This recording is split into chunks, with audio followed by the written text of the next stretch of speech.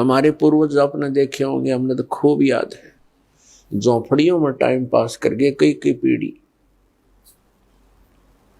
उनका तो इतना काम है, एक चारपाई डालनी आपने, चाहे 10 कमरों का मकान है आपका, एक कमरे में एक कोने में 3x7 फुट की जगह चाहिए आपने। घुटने तो घुड़िया तो मोकली है।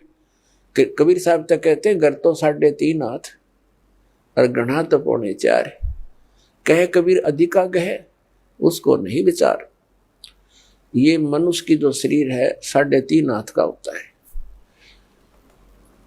परमात्मा कहते हैं आपने घर 3.5 हाथ की आवश्यकता है, घना बनाओ तो 4.25। अरे से फालतू बनावा है तो मूर्खता है तेरी। फिर भी परमात्मा का कहने का तात्पर्य है कि आवश्यकता से अधिक कोई भी वस्तु आप संग्रह करते हो आपकी भक्ति का बाधक बनेगा, क्योंकि समय वेस्ट व्यर्थ जाएगा।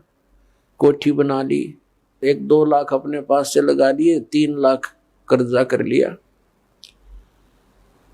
अब जब तो कर्जा ले लिया, ऋण ले लिया, पता नहीं चला 1 महीने के बाद मांगने वाला आने लग जाएंगे।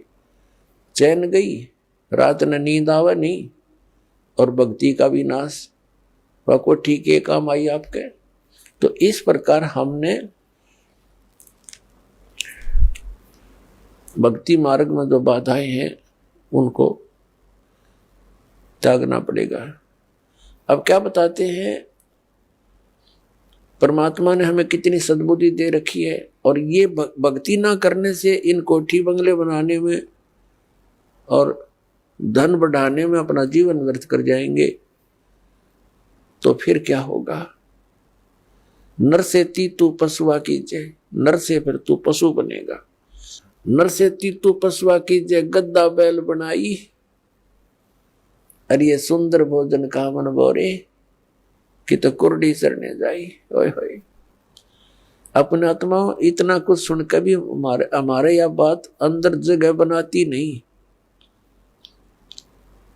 क्योंकि हमें ये सब सुविधाएं उपलब्ध है और हर समय है, और ये तो आपके अंतिम सांस तक आपको रहेंगी जब तक मनुष्य जीवन में हो। क्योंकि माता पिता बच्चों को जब तक वो कॉलेज स्कूल नहीं छोड़ता वो सुविधा देता ही रहता है, और जो बच्चा उसका सदुपयोग ना करके आता है तो फिर वो बहुत दुख उठाता है। तो इस प्रकार इस सत्साधना करने से, भक्ति करने से मोक्ष होना था। जहां जाने के बाद फिर लौटकर कभी संसार में नहीं आते, वहां हमें बहुत सुख होना था। जैसे बच्चा विद्यालय में पढ़ता है, कॉलेज में पढ़ता है, महाविद्यालय में, उसको वहां कुछ नहीं मिलना, वहां से उसको विद्या प्राप्त हुई, उस विद्या के आधार से उसको अन्य फील्ड में वहां जाकर के वो सुविधाएं मिलनी है। ठीक इसी प्रकार हमें इस पृथ्वी पर जो हम चाह रहे हैं, हमें यहां नहीं लेनी चाहिए इसकी सुविधाएं।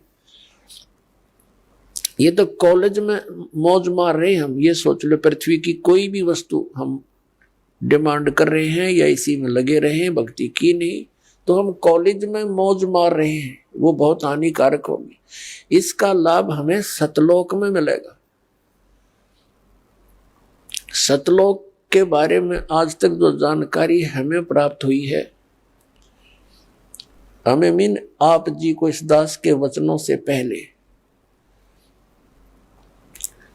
तो वो कैसी जानकारी प्राप्त हुई है। सतलोक का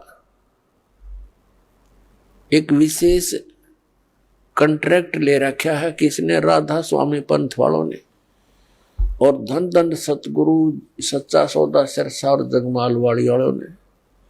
और इनको सतलोक का कख भी पता नहीं, ना भक्ति मार्ग ठीक इनका, ना सतलोक की सतपुरुष की जानकारी। तो बताइए कहाँ ले जाएंगे प्राणी को।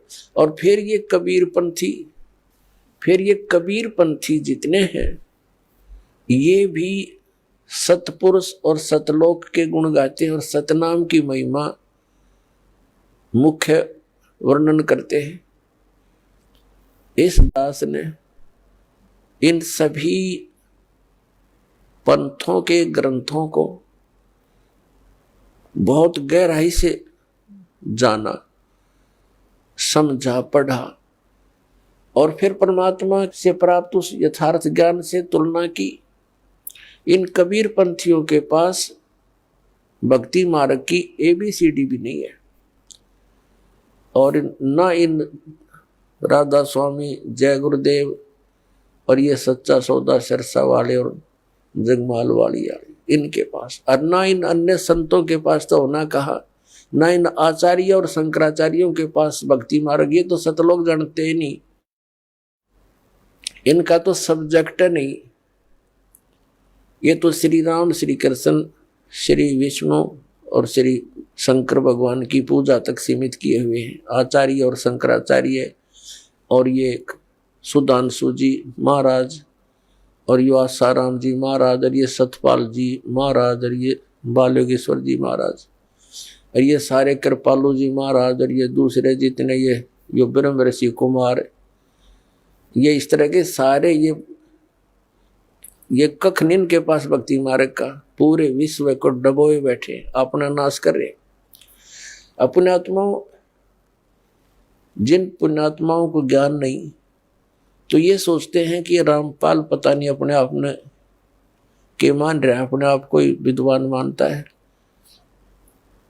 इसमें विद्वान और अविद्वान की बात तो है ही नहीं। हमारे सदग्रंथ परमात्मा ने दे रखे हैं, उन सदग्रंथों की जिनको जानकारी है तो वो भक्त है, वो संत है, और उसकी जानकारी नहीं है वो ना भक्त है। भक्त तो हो ही नहीं सकता क्योंकि उसको थ्योरी का पता नहीं, प्रैक्टिकल करेगा क्या। तो पुण्यात्मा पूरे विश्व में इस दास के अतिरिक्त ना यू ज्ञान है, ना ये समाधान है।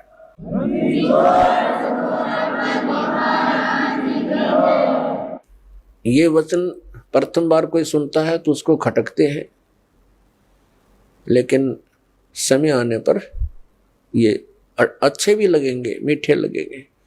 एक बार परमेश्वर कबीर जी ने गोरखनाथ जी से वार्ता करते समय कहा था कि गोरखनाथ मैं सबन का गुरुआ। परमात्मा ने कहा था मैं सबका गुरु हूं, उस्ताद इस अध्यात्म मार्ग में। तो गोरखनाथ जी कहने लगे तुम मेरा वचन मोह लाग गए कड़ुआ, कि आपकी बात मुझे अच्छी नहीं लगती, आप कहते हो मैं सबका गुरु हूं। तो परमात्मा ने कहा कि कड़ुआ लगे सो मीठा होई, हमारी बात पतीजे जोई। पतीजे माने विश्वास करे। परमात्मा ने कहा था ये जो कड़ुआ लगे सो मीठा होई। आज आपके गले नहीं उतरी ये बात कि मैं सबका गुरु हूं, मैं सदगुरु हूं, वो अलग बात है, लेकिन कड़ुआ लगे सो मीठा होई, हमारी बात पतीजे जोई। विश्वास करो, मैं जो बता रहा हूं इस पर करके देखो, अध्ययन करो, सदग्रंथों को चेक करो, फिर ये बात आपको सच्ची महसूस होगी जो दास ने अभी कहा था।